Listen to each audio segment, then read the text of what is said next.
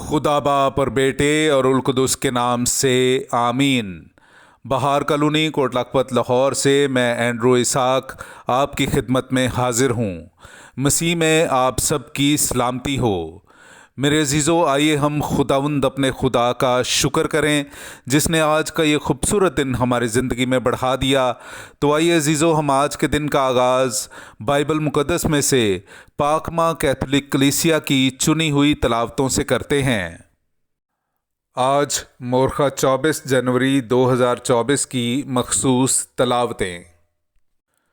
تیرا گھر اور تیری سلطنت ہمیشہ تک میرے آگے قائم رہے گی۔ ہمارے لیے آج کی پہلی تلاوت سیموئیل نبی کی دوسری کتاب، اس کا 7واں باب، 4 آیت سے لے کر 17 آیت تک۔ اور اسی رات خداوند ناتان سے ہم کلام ہوا اور کہا، جا اور میرے خادم داؤد سے کہہ، خداوند یوں فرماتا ہے، کیا تو میرے رہنے کے لیے ایک گھر بنائے گا؟ جس دن سے کہ میں بنی اسرائیل کو مصر سے نکال لایا، آج تک میں کسی گھر میں نہیں رہا، بلکہ خیمہ میں اور مسکن میں پھرتا رہا ہوں۔ تمام جگہوں میں جہاں جہاں میں بنی اسرائیل کے ساتھ پھرتا رہا، کیا میں نے اسرائیل کے قبیلوں میں سے کسی کو، جسے میں نے حکم دیا کہ میری قوم اسرائیل کی چوپانی کرے، کبھی کلام کر کے کہا کہ تم نے میرے لیے صنوبر کا گھر کیوں نہیں بنایا؟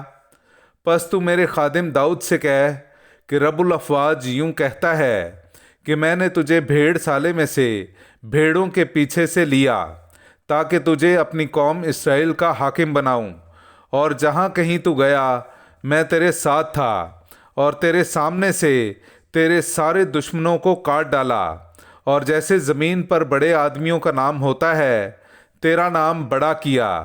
میں نے اپنی قوم اسرائیل کے لیے مقام بنایا اور اسے لگایا، تو وہ اپنے مقام میں رہے، پس وہ پھر جنبش نہ کھائیں گے، اور نہ شرارت کے فرزند انہیں پھر دکھ دیں گے، جیسا پہلے ہوتا تھا، اور جیسا اس دن سے ہوتا آیا جب سے میں نے قاضیوں کو اپنی قوم اسرائیل پر مقرر کیا۔ اور ایسا ہی میں تجھے تیرے سارے دشمنوں سے آرام دوں گا۔ اور خداوند تجھے خبر دیتا ہے کہ وہ تیرے لیے گھر قائم کرے گا، اور جب تیرے دن تمام ہو جائیں اور تو اپنے باپ دادا کے ساتھ سو جائے، اور جب میں تیرے بعد تیری نسل کو جو تیری صلب سے ہوگی برپا کروں گا اور اس کی سلطنت کو مستقل کروں گا، تو وہ میرے نام کے لیے ایک گھر بنائے گا، اور میں اس کی سلطنت کے تخت کو ابد تک برقرار رکھوں گا۔ میں اس کا باپ ہوں گا اور وہ میرا بیٹا ہوگا، اور جب وہ بدی کرے تو میں اس کی آدمیوں کی لاٹھی سے اور بنی آدم کے تازیانوں سے تادیب کروں گا، لیکن میری رحمت اس سے جدا نہ ہوگی، جیسے کہ میں نے شاؤل سے جدا کی، جسے میں نے اپنے چہرے کے سامنے سے دفع کیا، بلکہ تیرا گھر اور تیری سلطنت ہمیشہ تک میرے آگے قائم رہے گی، اور تیرا تخت ابد تک پائیدار ہوگا۔ لہٰذا ناتان نے یہ سب باتیں اور یہ تمام رویا داؤد کو بتائی۔ پاک کلام کا پڑھا اور سنا جانا ہم سب کے لیے باعث برکت ہو۔ خدا کا شکر ہو۔ میں اس کے لیے ہمیشہ اپنی رحمت قائم رکھوں گا۔ میرے عزیزو، آئیے ہم خداوند اپنے خدا کی حمد و تعریف کریں۔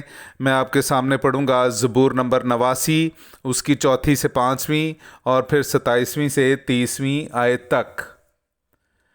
میں نے اپنے برگزیدے کے ساتھ عہد باندھا ہے، میں نے اپنے بندے داؤد سے قسم کھائی ہے کہ میں تیری نسل کو ہمیشہ کے لیے مستحکم کروں گا، اور پشت در پشت تیرا تخت قائم رکھوں گا۔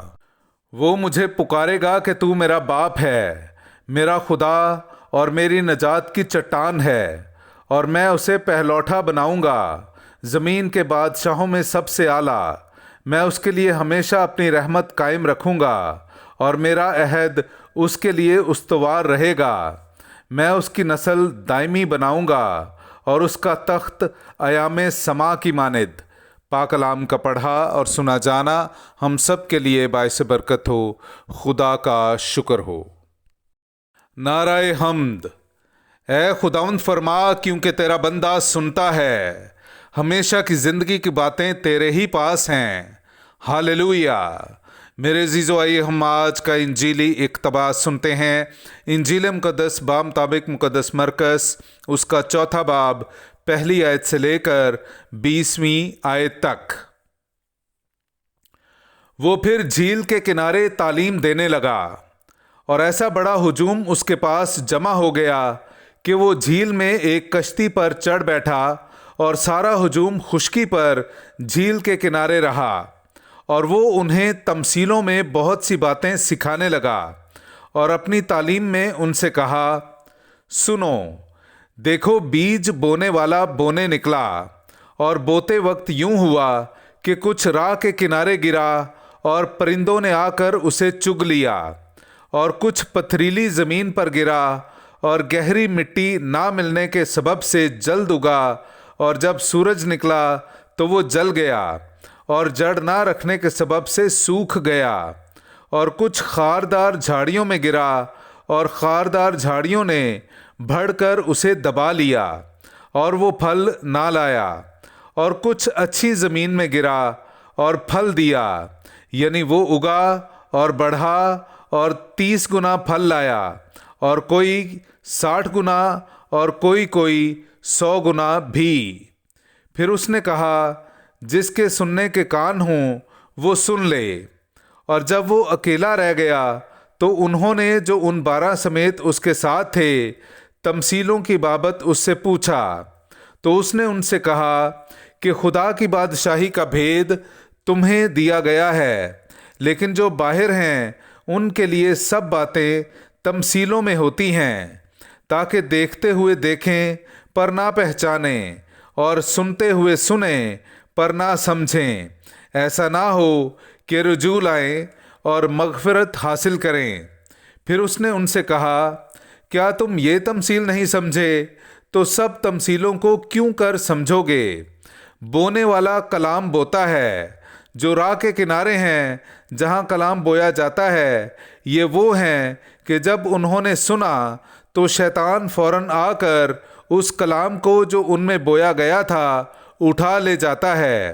اور اسی طرح جو پتھریلی زمین میں بوئے گئے، یہ وہ ہیں جو کلام کو سن کر جلد خوشی سے قبول کر لیتے ہیں، لیکن اپنے میں جڑ نہیں رکھتے، بلکہ چند روزہ ہیں، اور جس وقت کلام کے سبب سے مصیبت یا ایذا برپا ہوتی ہے تو فوراً ٹھوکر کھاتے ہیں۔ اور دوسرے وہ جو خاردار جھاڑیوں میں بوئے جاتے ہیں، یہ وہ ہیں جو کلام سنتے تو ہیں، مگر دنیا کی فکریں اور دولت کا فریب اور چیزوں کا لالچ حائل ہو کر کلام کو دبا دیتا ہے، اور وہ بے پھل رہ جاتا ہے۔ اور جو اچھی زمین میں بوئے گئے، یہ وہ ہیں جو کلام کو سنتے ہیں اور قبول کر کے پھل لاتے ہیں، کوئی 30 گنا، کوئی 60 گنا اور کوئی 100 گنا۔ پاک کلام کا پڑھا اور سنا جانا ہم سب کے لیے باعث برکت ہو۔ خدا کا شکر ہو۔